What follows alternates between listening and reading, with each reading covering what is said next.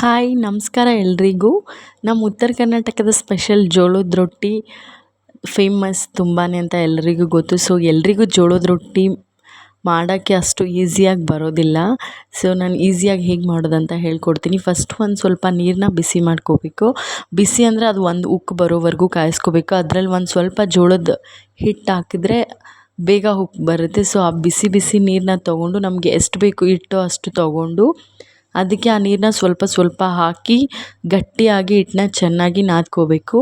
ಈ ವಿಡಿಯೋ ನೋಡ್ತಿದ್ದೀರಲ್ಲ ಹೇಗೆ ನಾದ್ಕೋತಿದ್ದೀನಿ ಅಂತ. ಸ್ವಲ್ಪ ಸ್ವಲ್ಪ ನೀರು ಆ್ಯಡ್ ಮಾಡಿಕೊಂಡು ನೀಟಾಗಿ ಹಿಟ್ಟನ್ನ ಸ್ವಲ್ಪ ಆದಷ್ಟು ಗಟ್ಟಿನೇ ನಾದ್ಕೋಬೇಕು. ನಾನು ಫಸ್ಟಲ್ಲಿ ಹಿಟ್ಟನ್ನ ಸೋಸಿ ಜರಡಿ ಹಿಡ್ಕೊಂಡು ಸೋಸ್ಕೊಂಡಿರೋ ಹಿಟ್ಟನ್ನೇ ನಾನು ಹಾಕ್ಕೊಂಡಿರೋದು.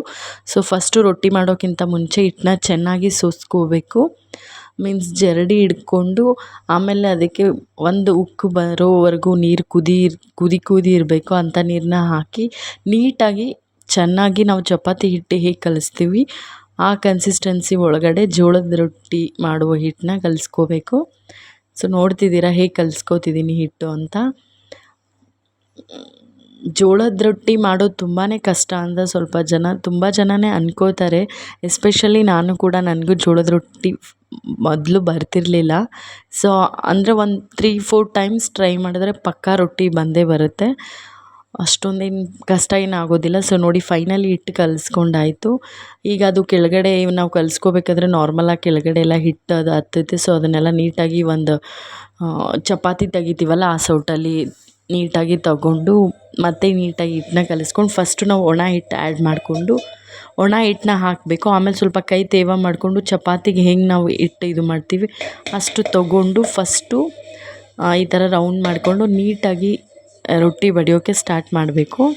ಅಂದರೆ ಫಸ್ಟು ಒಂದು ಕೈಲೇ ಬಡಿಬೇಕು. ನೋಡಿ ಈ ಥರ ಸೈಡ್ ಅದು ಕಟ್ ಆಗಬಾರ್ದು, ಕಟ್ಟಾಗೋ ಚಾನ್ಸಸ್ ಇರುತ್ತೆ. ಸೊ ಹಾಗಾಗಿ ಎಡ್ಗೈಲಿ ನಾವೀಗ ನೀಟಾಗಿ ಹಿಂಗೆ ಒಂದು ಶೇಪ್ ಕೊಡಬೇಕು ರೊಟ್ಟಿಗೆ.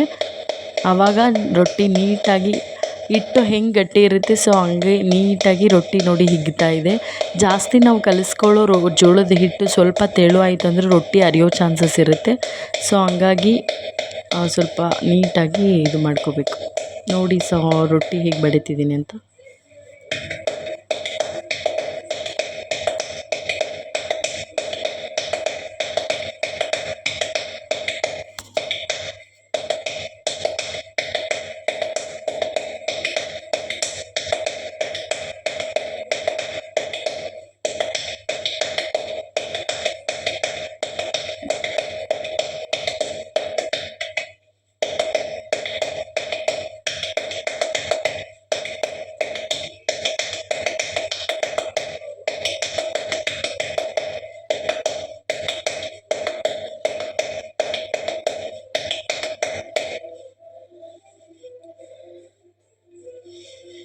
ಈ ಥರ ತಟ್ಟುವಾಗ ಒಂದು ಸ್ವಲ್ಪ ರೊಟ್ಟಿ ಅರಿದ್ರೂ ಒಂದು ಸ್ವಲ್ಪ ಹಿಟ್ಟು ತೊಗೊಂಡು ಅದ್ರ ಮೇಲ್ಗಡೆ ಹಿಂಗೆ ಸ್ವಲ್ಪ ಹಚ್ಚಿದ್ರೆ ಅದು ನೀಟಾಗಿ ರೊಟ್ಟಿ ಹಿಗ್ಗುತ್ತೆ. ನಾವು ರೊಟ್ಟಿ ಬಡಿತಾ ತುದಿಗೆ ಜಾಸ್ತಿ ಬಡಿಬೇಕು. ರೊಟ್ಟಿ ತುದಿಗೆ ಜಾಸ್ತಿ ಬಡಿದಷ್ಟು ನೀಟಾಗಿ ಮೂಲೆ ಸೀಳೋದಿಲ್ಲ, ರೊಟ್ಟಿ ಸೀಳೋದಿಲ್ಲ. ಹಿಂಗೆ ತುದಿನಲ್ಲಿ ನೀಟಾಗಿ ಶೇಪ್ ಕೂಡ ಬರುತ್ತೆ.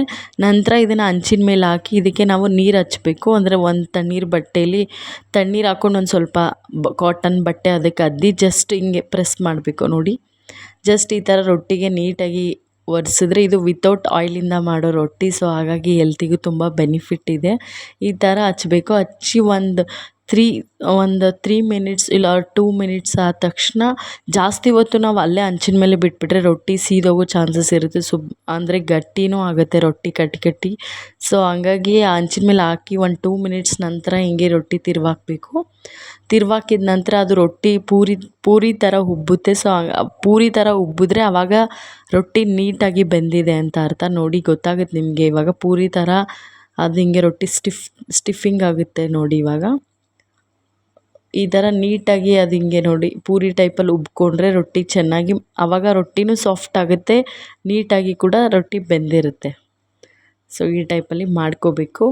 ರೊಟ್ಟಿ ತುಂಬಾ ಈಸಿ ಕಣ್ರಿ, ಮಾಡೋದೇನು ಅಷ್ಟೊಂದು ಕಷ್ಟ ಇಲ್ಲ. But 1 time 2 time 3 times 3-4 times try ಮಾಡಿದ್ರೆ ಪಕ್ಕಾ ರೊಟ್ಟಿ ಬಂದೇ ಬರುತ್ತೆ. ಬಟ್ ನಾವು ಹಿಟ್ಟು ಹೇಗೆ ಕಲಿಸ್ಕೋತೀವಿ ಅದ್ರ ಮೇಲೆ ಡಿಪೆಂಡ್ಸ್ ಇರುತ್ತೆ. ನೀಟಾಗಿ ಗಟ್ಟಿಯಾಗಿ ಬಿಸಿ ನೀರಲ್ಲಿ ನಾವು ಹಿಟ್ಟು ಕಲಿಸ್ಕೊಂಡ್ವಿ ಅಂದರೆ ಪಕ್ಕಾ ರೊಟ್ಟಿ ಅರಿಯೋ ಚಾನ್ಸಸ್ ತುಂಬ ಕಡಿಮೆ ಇರುತ್ತೆ. ನೋಡಿ ಫೈನಲಿ ಈ ಥರ ರೊಟ್ಟಿ ಬಂದಿದೆ. ಇನ್ನೊಂದು ಸ್ಯಾಂಪಲ್ ನಾನು ತೋರಿಸ್ತೀನಿ. ನೋಡ್ತಿದ್ದೀರಲ್ಲ ಹೇಗೆ ಬಡಿಯೋದು ಅಂತ. ಫಸ್ಟು ಒಂದು ಕೈಯಲ್ಲಿ ಶೇಪ್ ಕೊಡ್ಬೇಕು ನಾವು, ಆವಾಗ ತುದಿ ಹರಿಯೋದಿಲ್ಲ. ಸ್ವಲ್ಪ ದೊಡ್ಡದು ಆದ ತಕ್ಷಣ ಎರಡೂ ಕೈಯಲ್ಲಿ ನಾವು ಬಡಿಯೋಕ್ಕೆ ಸ್ಟಾರ್ಟ್ ಮಾಡಬೇಕು. ನೋಡಿ ಇವಾಗ ಇಷ್ಟು ದೊಡ್ಡದಾಯಿತು. ಇಷ್ಟು ದೊಡ್ಡದಾದಮೇಲೆ ನಾವು ನಿಧಾನಕ್ಕೆ, ಸ್ಟಾರ್ಟಿಂಗ್ ಕಲಿಯೋರು ಬಿಗಿನರ್ಸು ನಿಧಾನಕ್ಕೆ ರೊಟ್ಟಿ ಬಡಿಬೇಕು. ಸೊ ಆವಾಗ ಅವರಿಗೆ ಬರುತ್ತೆ. ನೋಡಿ ಈ ಥರ ಇಷ್ಟು ದೊಡ್ಡದಾದಮೇಲೆ ಈಗ ಎರಡೂ ಕೈ ಯೂಸ್ ಮಾಡಿಕೊಂಡು ರೊಟ್ಟಿ ಬಡಿಬೇಕು. ತುದಿ ಅಷ್ಟೇ ಬಡ್ಕೊಂಡು ಹೋದರೆ ರೊಟ್ಟಿ ಕೂಡ ಹಿಗ್ಗುತ್ತೆ ಮತ್ತು ಮೂಲೆ ಹರಿಯೋದು ಇಲ್ಲ. ನೋಡಿ ಸ್ವಲ್ಪ ಆ ಥರ ಹರಿದ್ರು ಒಂಚೂರು ಹಿಟ್ಟು ತೊಗೊಂಡು ಹಚ್ಚಿದ್ರೆ ಅದು ನಾರ್ಮಲ್ ಆಗುತ್ತೆ ರೊಟ್ಟಿ. ನೋಡಿ ಈ ಥರ ತುದಿ ಅಷ್ಟೇ ಬಡಿದ್ರೆ ರೊಟ್ಟಿ ಸೈಜ್ ಕೂಡ ದೊಡ್ಡದಾಗುತ್ತೆ, ರೊಟ್ಟಿ ಹಿಗ್ಗುತ್ತೆ, ಚೆನ್ನಾಗಿ ತೆಳ್ಳಗೆ ಬರುತ್ತೆ. ಇಲ್ಲಾಂದರೆ ರೊಟ್ಟಿ ದಪ್ಪ ಆಗಿಬಿಡುತ್ತೆ. ರೊಟ್ಟಿ ದಪ್ಪ ಆದರೆ ಚೆನ್ನಾಗಿರೋದಿಲ್ಲ. ಸೊ ರೊಟ್ಟಿ ತೆಳ್ಳಗಿದ್ರೆ ಸಾಫ್ಟಾಗಿ ಚೆನ್ನಾಗಿ ರೊಟ್ಟಿ ಬರುತ್ತೆ. ನೋಡಿ ಫೈನಲಿ ಆಯಿತು. ಸೊ ಇಷ್ಟೇ ರೊಟ್ಟಿ ಮಾಡೋದು. ಬೇಯಿಸೋದು ಮೇನ್ ಇಂಪಾರ್ಟೆಂಟ್ ಆಗುತ್ತೆ. ಜಾಸ್ತಿ ಹೊತ್ತು ಹಂಚಿನ ಮೇಲೆ ಬಿಟ್ಟರೆ ರೊಟ್ಟಿ ಕಡ್ಡಿ ಆಗಿಬಿಡುತ್ತೆ. ಸೊ ಹಾಕಿದ ತಕ್ಷಣ ಹಿಟ್ಟು ನೀರು ಒಂದು ಸೈಡ್ ಮಾತ್ರ ಹಿಟ್ಟು ನೀರು ಹಚ್ಚಬೇಕು. ಹಚ್ಚಿದ ನಂತರ 2 ಮಿನಿಟ್ಸ್ ಬಿಟ್ಟು ರೊಟ್ಟಿ ತಿರುವಾಕಿದ್ರೆ ಸಾಫ್ಟಾಗಿ ರೊಟ್ಟಿ ಬೇಯುತ್ತೆ. ಇಷ್ಟೇ ರೊಟ್ಟಿ ಮಾಡೋದು. ರೊಟ್ಟಿ ಏನು ಮಾಡೋದು ದೊಡ್ಡ ಕಷ್ಟ ಅಲ್ಲ. ಉತ್ತರ ಕರ್ನಾಟಕದ ರೊಟ್ಟಿ ಬದ್ನಿಕಾಯಿ ಪಲ್ಯ ಅಂದರೆ ಆಲ್ಮೋಸ್ಟ್ ಎಲ್ರಿಗೂ ಇಷ್ಟ ಇರುತ್ತೆ. ಸೊ ಮಾಡಬೇಕು ಅಂದ್ರೇ ತುಂಬ ಜನಕ್ಕೆ ಬರೋದಿಲ್ಲ. ಅದನ್ನು ನೋಡಿದ್ರೇ ಇದು ಹೆಂಗೆ ತಟ್ತಿ ಹೆಂಗೆ ಮಾಡ್ತಾರೆ ಅಂತ ಥಿಂಕ್ ಮಾಡ್ತಾರೆ. 1-2-3 ಸಲ ಟ್ರೈ ಮಾಡಿ ನೋಡಿ, ನಿಮಗೂ ಬರುತ್ತೆ. ಸೊ ನನಗೇನೇನು ರೆಸಿಪೀಸ್ ಬರುತ್ತೆ, ನಾನು ಏನೇನು ಮಾಡ್ತೀನಿ, ಸೊ ಅದನ್ನೇ ನಾನು ವಿಡಿಯೋ ಹಾಕ್ತೀನಿ. ವಿಡಿಯೋ ಇಷ್ಟ ಆದರೆ ಲೈಕ್ ಮಾಡೋದನ್ನ ಮರಿಬೇಡಿ. ನೋಡಿ ಇವಾಗ ನಾವು ಹಿಂಗೆ ಹಾಕ್ದಾಗ ಒಂದು ಸ್ವಲ್ಪ ರೊಟ್ಟಿ ಹರಿಯುತ್ತೆ. ಅವಾಗ ನಾವು ಏನು ಮಾಡಬೇಕು, ಅದೇ ಕಟ್ಟಾಗಿದ್ದ ಪೀಸ್ನ ಹಿಂಗೆ ಜಾಯಿಂಟ್ ಮಾಡಿದ್ರೆ ರೊಟ್ಟಿ ಏನೂ ಆಗೋದಿಲ್ಲ. ಇಷ್ಟೇ, ನಾನು ಹೆಂಗೆ ಬರುತ್ತೆ ರೊಟ್ಟಿ ಹಂಗೆ ತೋರಿಸಿದ್ದೀನಿ. ಸೊ ವಿಡಿಯೋ ಇಷ್ಟ ಆಗಿದೆ ಅಂತ ಅನ್ಕೋತೀನಿ. I hope. ಸೊ ಮತ್ತೆ ನಾನು ಸಿಗ್ತೀನಿ ಹೊಸ ವಿಡಿಯೋ ಜೊತೆ. ಬಾಯ್. ಮತ್ತು ಇನ್ನೊಂದು ಏನಂದರೆ, ನಾವು ರೊಟ್ಟಿ ಹಂಚಿಗೆ ಹಾಕೋಕ್ಕೂ ಮುಂಚೆ ಹಂಚು ಮೇಯ್ನ್ ನೀಟಾಗಿ ಚೆನ್ನಾಗಿ ಕಾಯ್ದಿರಬೇಕು. ಅಂದರೆ ರೊಟ್ಟಿ ನೀಟಾಗಿ ಸುಡುತ್ತೆ. ಇಲ್ಲಾಂದರೆ ರೊಟ್ಟಿ ಹಸಿ ಬಿಸಿ ಆಗೋ ಚಾನ್ಸಸ್ ಇರುತ್ತೆ. ಹಾಗಾಗಿ ನೀಟಾಗಿ ಹಂಚು ಕಾಯ್ದ ನಂತರ ರೊಟ್ಟಿ ಹಾಕಬೇಕು. ಇದನ್ನೊಂದು ಹೇಳೋದು ಮರ್ತಿದ್ದೆ. ಸೊ ಹಾಗಾಗಿ ಹೇಳಿದ್ದೀನಿ. ನೀವು ಏನಾದರೂ ಜೋಳದ ರೊಟ್ಟಿ ಟ್ರೈ ಮಾಡಿದ್ರೆ ರೊಟ್ಟಿ ಹೇಗೆ ಬಂತು ಅಂತ ಕಮೆಂಟ್ ಮಾಡೋದನ್ನು ಮರಿಬೇಡಿ. ಸ್ಟಾರ್ಟಿಂಗು ರೊಟ್ಟಿ ಹರಿಯುತ್ತೆ, ಅದು ಕಾಮನ್ 2-3 ಸಲ. ಸೊ ಟ್ರೈ ಮಾಡಿ ನೋಡಿ.